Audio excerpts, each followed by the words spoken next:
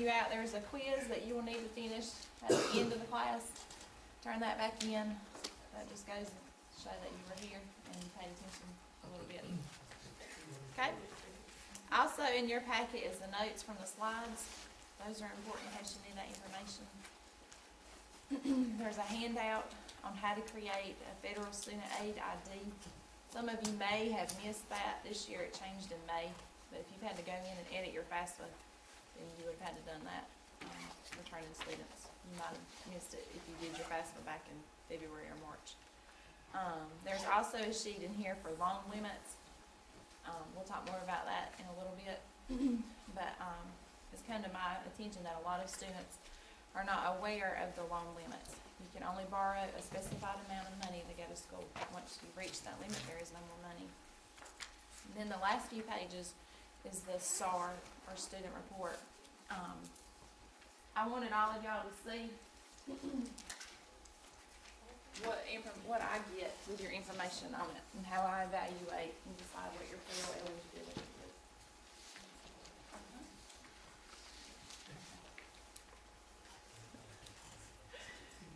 Now that I've walked out of the camera shot. Oops. Okay, so we're gonna get started. Everybody ready? Okay. Thank you everybody for coming. I appreciate everybody coming this morning. First thing that we're going to talk about is the steps for applying for your federal student aid. Most of you being returning students, you're going to feel like this isn't new information, but trust me, what I have learned over there in the financial aid office, there's still some things that you may not know or are missing or did not know that you have to do. You have to complete your FAFSA. Every year, your FAFSA must be completed. It's not a one-time done thing. It has to be done every year. I'm going to request that everybody have their FAFSA done by March 30th this year. You can do it as early as January 1st. As soon as you do your taxes, you need to do your FAFSA. It's important your FAFSA is complete. If it is not completed by the start of the following semester, you may not be allowed to enroll in your classes. So that's important. That's kind of new. Make sure you're thinking about that when you're getting ready to do your FAFSA. If your financial aid situation is not set, then you don't have a payment plan in place to be in school. So you may not be allowed to attend and be enrolled. And then the next slide is just showing a print screen of work of the FAFSA website. If you're starting a new FAFSA, then you click Start New. But if you're a returning student, you've done it before, your information is saved on the FAFSA site, and you click Log In. So what do you need to complete your FAFSA? You need your previous year login information. Save your passwords, save your username. Make sure you use the same email address you used the following year. If you change your email account, they can't send you your password. If you forgot your password, they're going to send it to an email address that you don't use anymore. I've had students come in, that was the case. They couldn't remember their passwords to their email, so we couldn't get in their email to get their FAFSA password. This is important. This is your money to come to school. Save that information with your taxes, put it in your phone, wherever you keep your copies of your social security card, your FAFSA username, ID, password should be with that information. It's important. You will use it all the way through school. You will also need your or your parents' tax information. You can't complete your FAFSA until you completed your taxes, if you file taxes. And please remember, you must use the IRS data retrieval tool. You must use this tool. A lot of people do not. They think it's optional, but you must use that tool.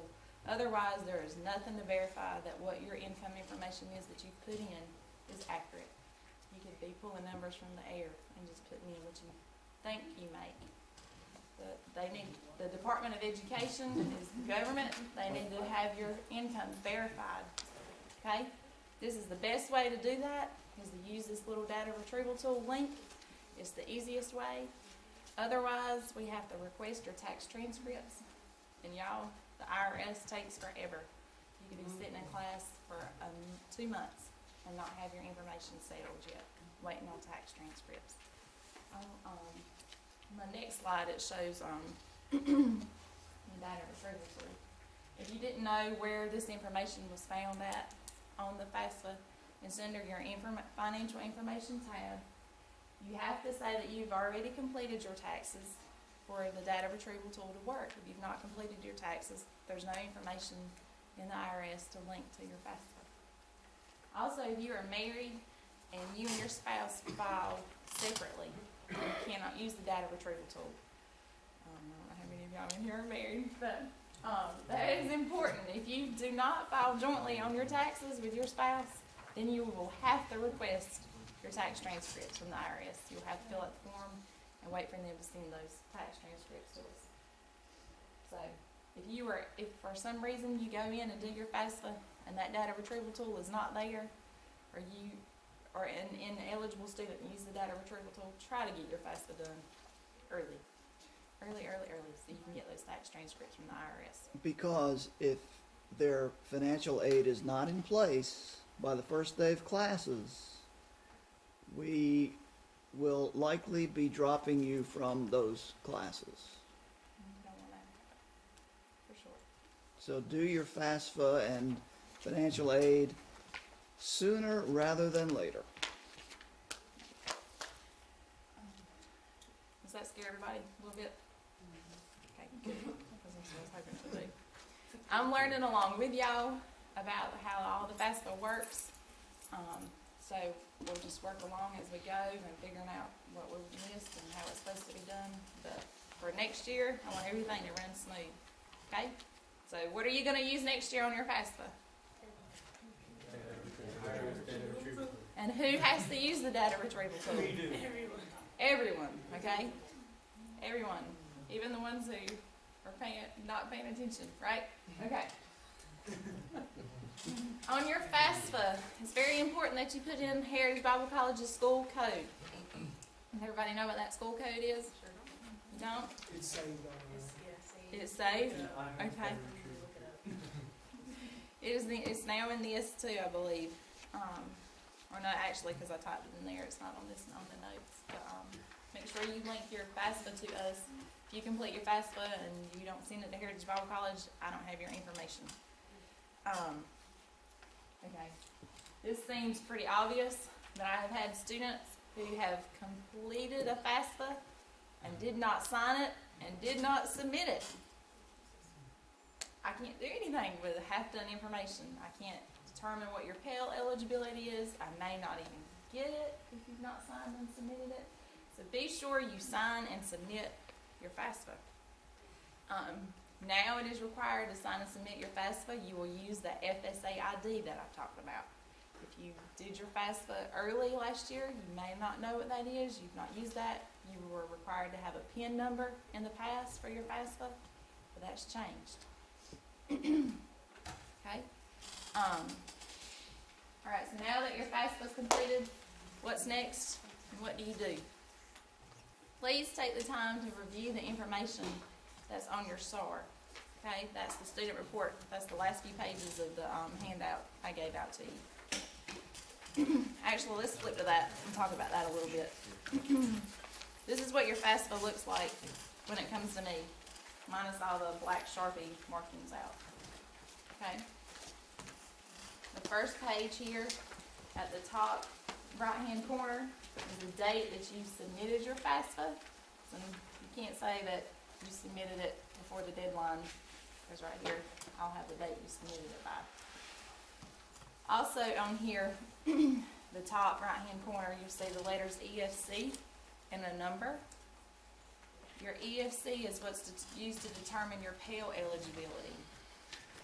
A good number of our students, your EFC is 0, so you're eligible for full Pell, which is great. But if your EFC is any higher than that, then you're not eligible for full Pell. This student had a C for a comment. That means there was something important about her FAFSA that this student needed to be aware of. So, also if you're pulled for verification, there'll be an asterisk right there that lets us know, you and me, that you were pulled for verification. And all of you that were pulled for verification, you know what that means? More paperwork, more headache, more time, more standing between you and enrolling in your classes. since now that we're saying that this has to be completed before you can start class. So pay attention to that, it's important. On this sheet, you see, based upon, I'm looking at 258 in these little paragraphs here, the National Student Loan Data System, in your grade level, we've determined that you've received a total amount of undergraduate student loans that is close to or equal to the loan limits. That's something to pay attention. If you've been here for a long time, or if you've gone to a college before you came here, and you have out a good deal, a good amount in student loans, pay attention to that. You do not want to reach your loan limit and be stuck and not have enough money to graduate. It's important. So these comments are here. I look at a lot of these, and I don't catch everything. Y'all look at one. You look at your information only. You need to be looking at this and keeping an eye on what your student loans are. Let's look at page 4 in this report. In case you were wondering where to find out your loan information, I tried to squiggle around it and draw attention to it since it's not printed in color.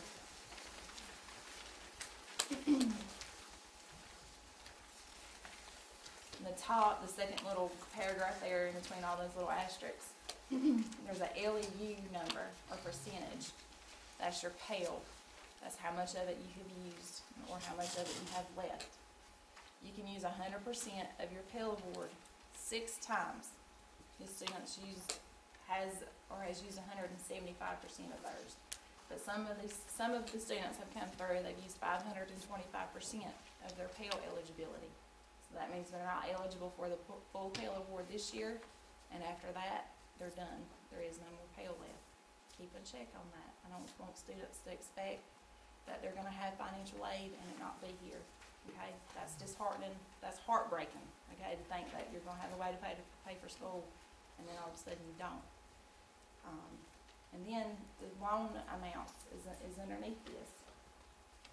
This particular student did not realize that there was a loan limit.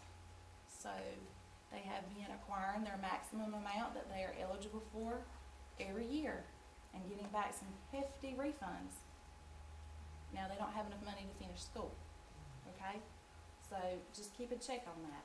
In your handout, in the package I gave y'all today, there's another sheet that has the loan limits on there.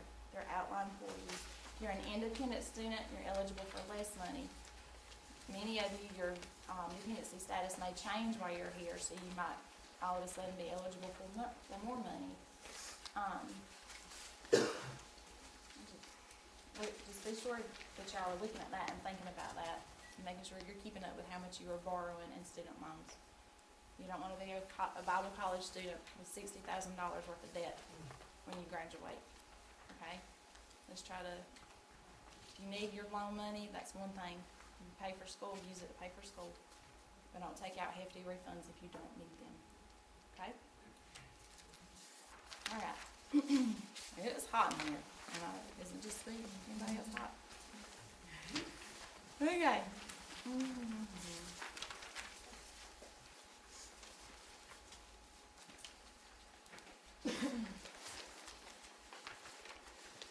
Let's go back to the EFC again. That's the number that was in the top right-hand corner of that report, your EFC. Your EFC is your estimated financial contribution. That's what the federal government has determined that you can pay out of pocket to come to school. So pray for zeros. That means you're already broke. I'm sorry. The Pell Award for the 2015-16 school year is $5,775. I believe that's gone up from last year, so that's a blessing. Also, you may have an EFC of 0, but your Pell Award amount is not just based on your income, it's based on your student status. If you're a full-time student, then you are eligible for this full amount, $5,775. If you're a half-time student, that amount is cut in half, okay? So then you're eligible for half of that. I believe it's $2,888. Many of you have learned through talking with me that your Pell Award is distributed in 2 semesters. So then that's broken down into equal payments of half and half of whatever that amount is. Please keep a check on. There's a limit to your Pell usage. Okay? Any questions? No?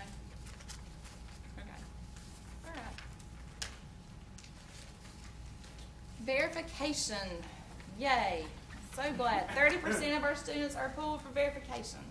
So if you thought you were the only one, you are not. Verification is at random. Not all students are pulled.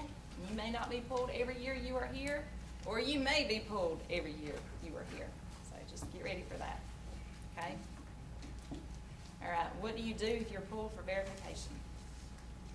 First of all, you see it, I see it, hopefully, as soon as you send in your FAFSA. So I'm going to be contacting you. Hey, you're pulled for verification. Guess what? We're going to be talking a lot over the next couple months until you get all your paperwork in, okay? It can be simple or it can be lengthy. What does it mean? What will I need from you? There's different levels of verification, so there's different things that are needed. But I may need copies of your W-2s. If you work, guys, ladies, save your W-2s. They're important. Please don't come into my office and tell me you don't know where they are and you don't save your stuff. Buy you a $2 box, I don't know, a shoe box, and save your tax information. Please, keep it in the same place every year, because you need your stuff. Your pay, oh my goodness, pay stubs, W-2s. All right, I may need a high school transcript from you. I may need a form of ID, photo ID, if you qualify for SNAP benefits. I'm gonna need that. Some students are pulled for unusual enrollment history. Means they bounce around from different schools and get money. So I'm gonna have to sit down and have a conversation with you and make sure you're here for the right reasons, and not just here to get that money. So that's some other documentation. If I send you something in the mail and ask you to turn it in by a specific date, please do so. I didn't just make that date up. I actually do need it by a certain date. It's to help you, not me. It's to help you get your money, okay? Check your email. Please check your email. I will be the first one to say that as a student here, I did not check my student email. Didn't need to.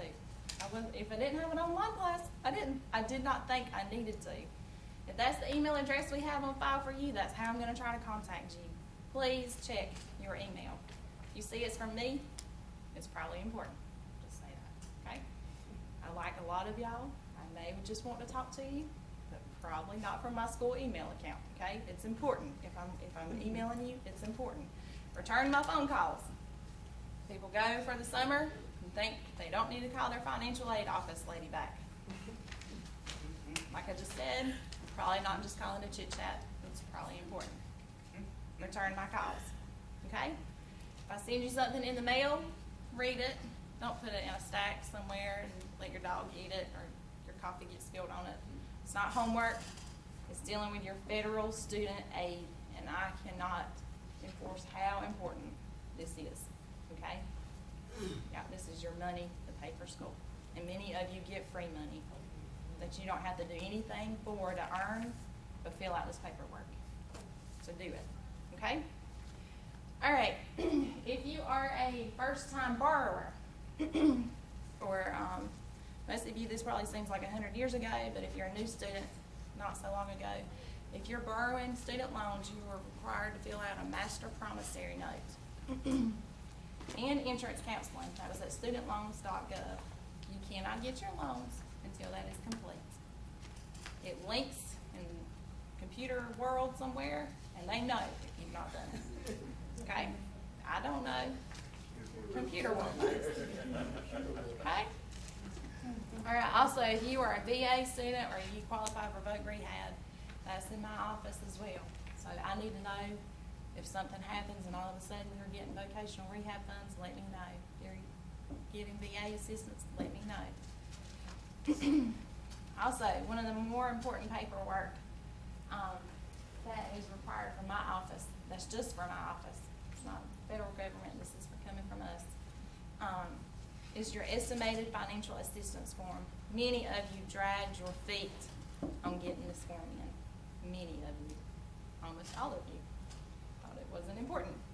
But I cannot request your money from the Department of Education until I know how much you want, what you want. Do you want Pell only? Do you want student loans? You don't have to get student loans if you don't want student loans. I have to have your written signature for that, okay? So, what form do you always turn in to the financial aid office? Whatever you send us. Whatever, oh, yeah, all of it, that's right. What's your estimated financial assistance form? If you weren't pulled for verification, if your EFC is 0, if I don't need anything else from you, easy peasy, everything's done, you got your FAFSA done on time, I can't move forward until you turn in your estimated financial assistance form, okay? So if you've not turned it in, next go around at this, one little piece of paper, we might not let you come, okay? All right, I feel like I'm being all mean up here. Okay, so you filled out your FAFSA, all your paperwork's done, you were pulled for verification, everything's completed, you've sent in your estimated financial assistance form to me, everything's good to go, you get approved for your money. What happens next? Award letter. You get to do the happy dance. Say, my money's coming, okay? But, yeah, the happy dance. After your award letter comes in, I will let you know. That's not generated by me, that is sent to the financial aid office. You think it'd be over and done with, but we need your signature saying that that is the amount of money that you want applied to your student account. You can change your mind. You can even say you don't want Pell if you want to. You don't have to accept free money if you don't want it. Okay? So I need your signature on your award letters for it to be applied to your account. If not, you'll get a giant invoice from the business office and Miss Leanne, and I'll let her deal with you. Okay? All right. Also, read your award letter. Keep your award letter. Save your award letter. You shouldn't have to come to me and ask me, hey, what am I getting impaled? Hey, how much do I owe? I'd give it to you in an award letter right here, nice and pretty, for y'all to take home to mom and daddy or put in your filing cabinet at home, okay? All right. If your award letter needs to be revised, if your enrollment status changes, I need to know.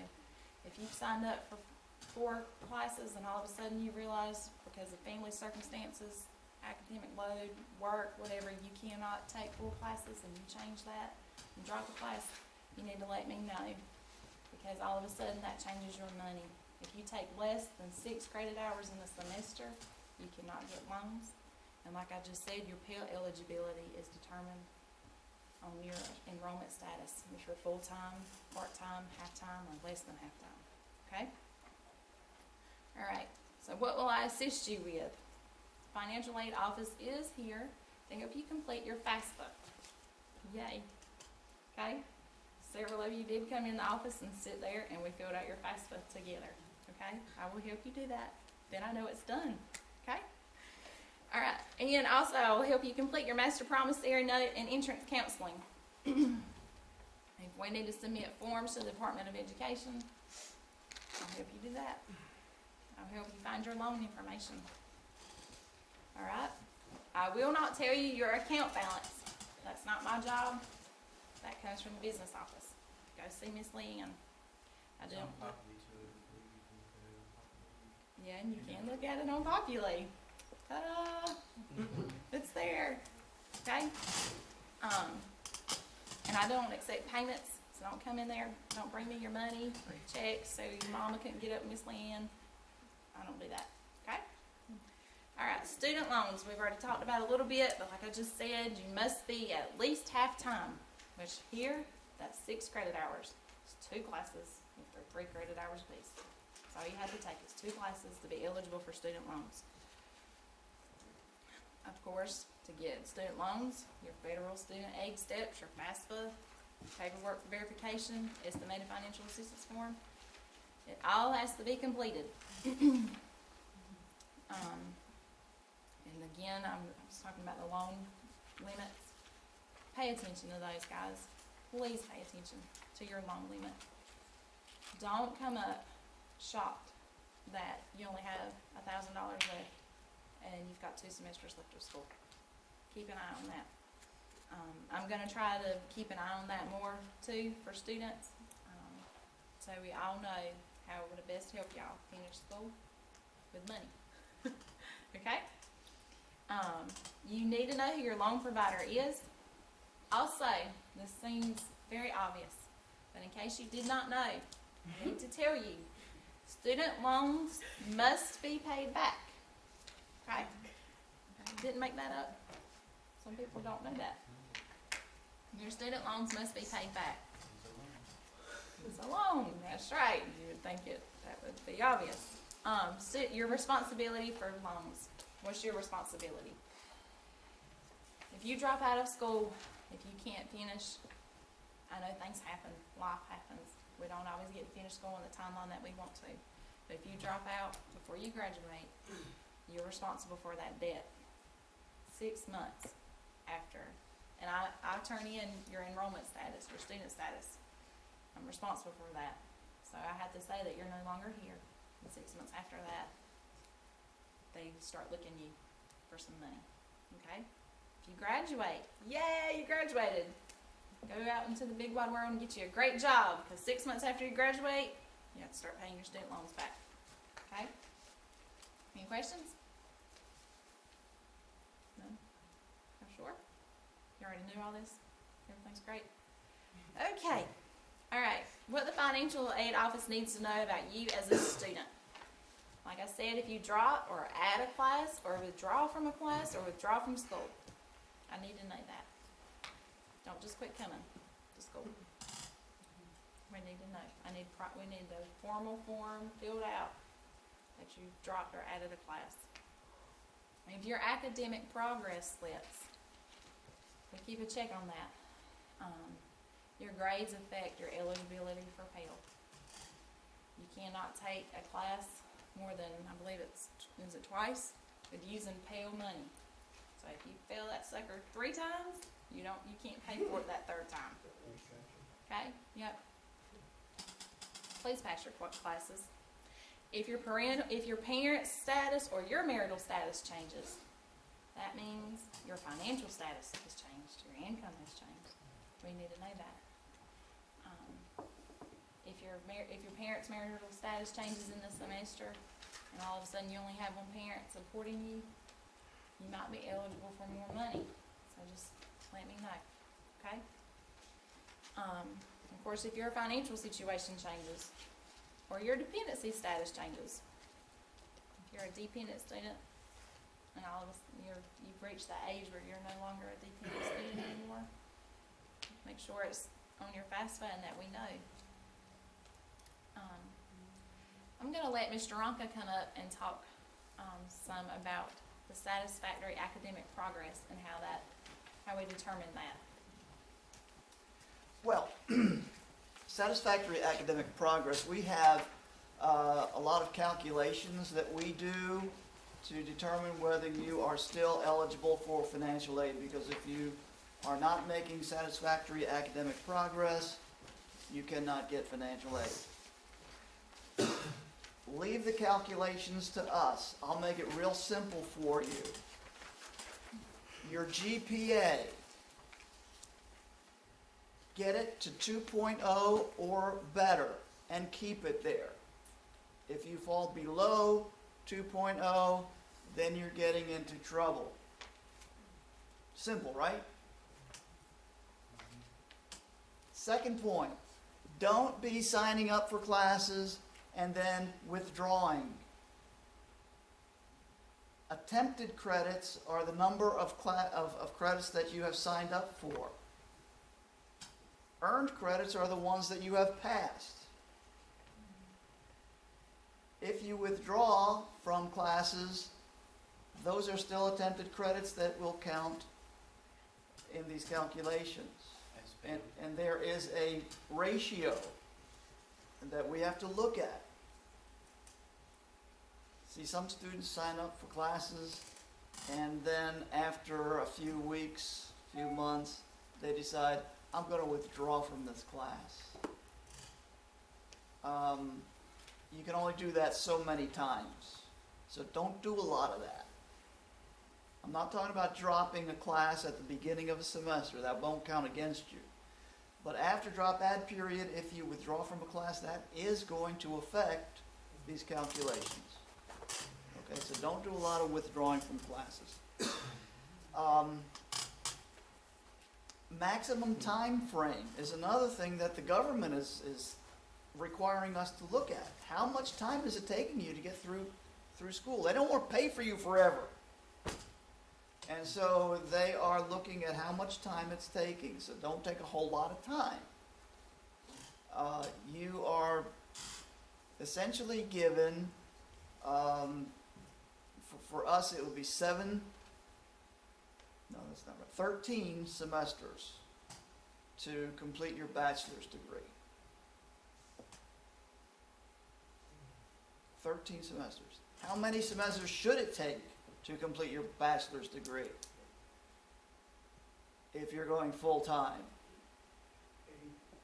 8, with us 9, because our program is a little bit longer than a normal college. But they give you 150% of what is the normal. So if it's 9 semesters, that'd be 13 semesters for us.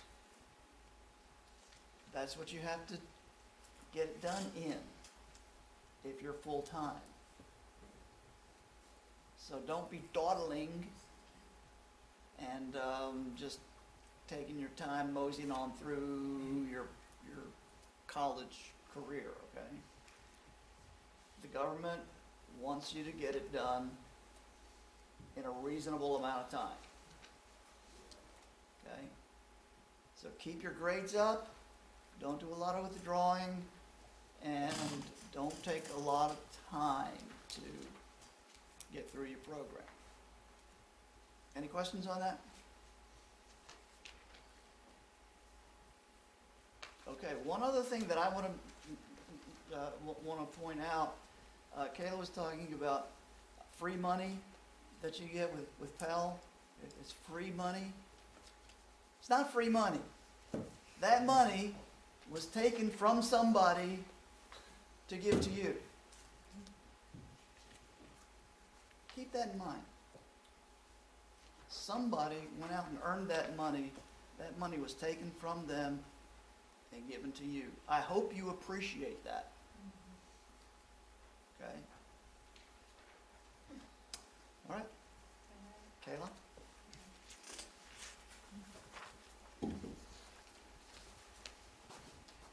So that being said about withdrawing from classes.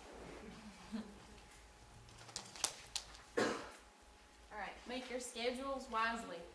Okay? Don't take on more than you can chew. Think about that. Withdrawing from classes affects your financial aid. If it's determined that you've not earned your financial aid after you withdraw from a class, you may have to return funds to the Department of Education if you withdraw from a class. So we send back what's been given to your account back to the Department of Education, and then you may be responsible for paying the college for a class. Okay? Make sure that you are thinking about that and talking about that before you withdraw. And of course, if you have a debt at school, you will not be able to return as a student until that debt is paid. Okay? Or get a transcript. Or get a transcript. So if you leave from here and you want to go somewhere else, we can't even send a transcript to another college if you have a debt on your account. Of course, there are withdrawal fees also for withdrawing from classes and for withdrawing from school. Okay, something good. We're going to talk about scholarships. The deadline to apply for scholarships for this fall semester has already passed. But pay attention again to news feed on Populi and emails from me, because I did send out emails about scholarships and it was posted on Populi. We want all our students to apply for scholarships. We don't want y'all to think that there's a certain bubble of people who get scholarships. Everybody can apply. What we use to determine who receives a scholarship is your GPA, your financial need, and of course if you're a first semester freshman, we don't do scholarships. But your second semester, you may be eligible. Okay, I'm looking at changing the application form. I just want y'all to be on the lookout for that. I think it's time that we upgrade from us having to read y'all's handwriting. Okay, so we may be requiring some typing on that. Yay. Yeah, we might do that too. We'll look at that. Okay. This is new and this is important. All ears on, please.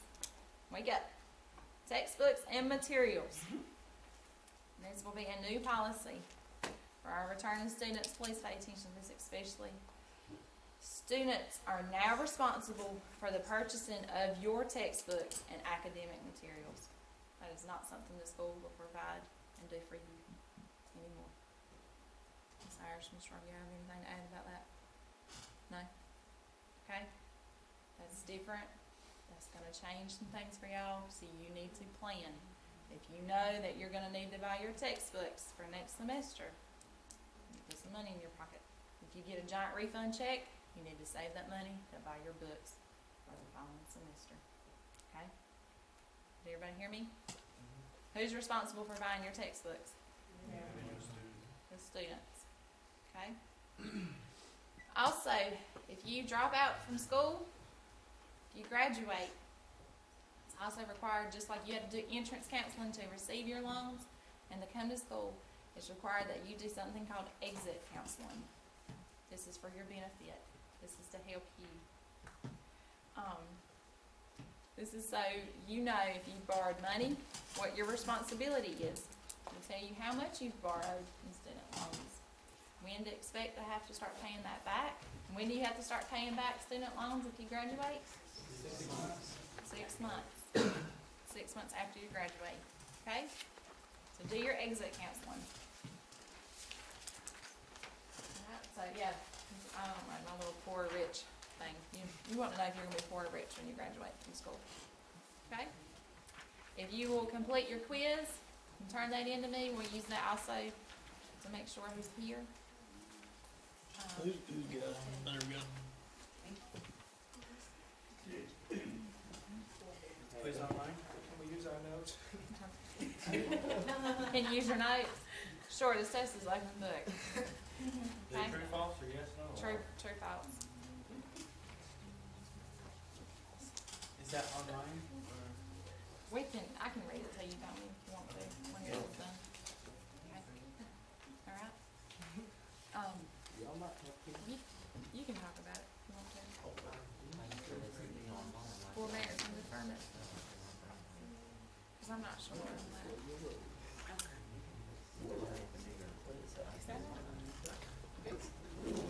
Miss Iris is gonna talk with y'all in a minute about student debt. Listen up, please. First, I want to just thank Kayla. She did an excellent job explaining everything. I just wanted to remind you, when you leave school, you do have 6 months. However, as Ms. Kayla already informed you, you need to know who your servicer is. But for instance, let's say you leave school for whatever reason, life happens and you have to leave school by way of graduation or whatever.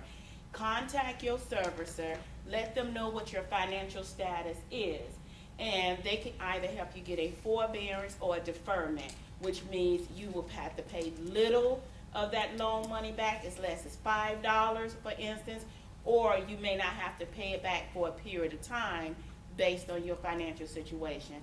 So it is in your best interest to make sure you do your exit counseling when you leave school. Contact your servicer.